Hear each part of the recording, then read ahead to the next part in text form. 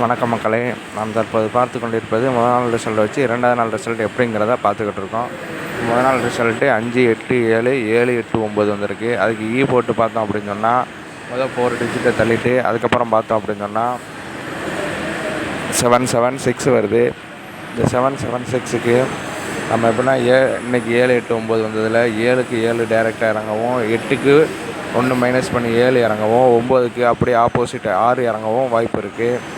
இப்போ அதே மாதிரி நம்ம போர்டில் மட்டும் சின்ன சேஞ்ச் பண்ணுறோம்.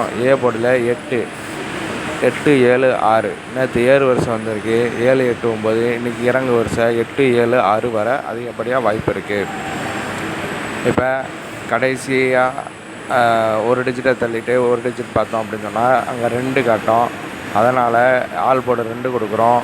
டிஏபிசி வந்து டி வந்து 2, A 8, B 7, C 6 கொடுக்குறோம். விருப்பம் உள்ளவங்க பாக்ஸ் போடுங்க.